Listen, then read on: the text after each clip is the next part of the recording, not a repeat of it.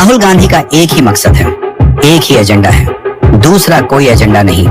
और वो एजेंडा है मोदी को हटाना, भारत में अशांति फैलाना, भारत में नफरत का माहौल पैदा करना, भारत के युवाओं में फेक नैरेटिव गढ़ना, उन्हें भ्रमित करना, उनके बीच एक झूठा आंदोलन तैयार करना ताकि यहाँ का जेनजी भी संसद भवन को घेरे, राष्ट्रपति भवन के अंदर घुसे, प्रधानमंत्री आवास को तहस नहस करे, आग लगाए, हिंसा फैलाए। 11 साल से कुर्सी के लिए तड़प रहे राहुल गांधी को सत्ता पर काबिज होने का एक यही रास्ता दिख रहा है। आप उनके वर्किंग स्टाइल को देखिए।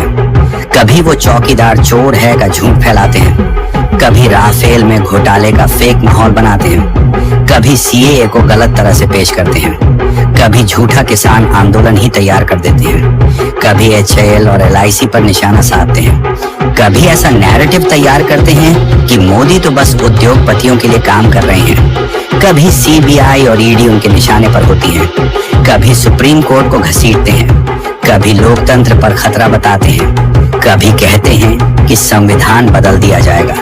अब देखिए, वो जब जब विदेश जाते हैं भारत को ऐसा दिखाने की कोशिश करते हैं जैसे यहाँ सब कुछ खत्म हो चुका है, भारत अब रहने लायक नहीं बचा है, यहाँ सिर्फ हिंसा और अत्याचार बाकी है। कभी कहते हैं कि ईवीएम में गड़बड़ी है और आजकल कह रहे हैं कि वोट चोरी की जा रही है। क्या आप जानते हैं कि अपने हर झूठ के फ्लॉप होने के बावजूद क्यों हर बार राहुल गांधी एक नया झूठ लेकर आ जाते हैं? क्योंकि वो अच्छे से जानते हैं कि साइकोलॉजी कैसे काम करती है। वो जानते हैं कि इसमें सालों लगते हैं, लेकिन ये कभी ना कभी काम करती ही है। बस झूठ पर झूठ लोगों की साइकी में इंसर्ट करते रहो।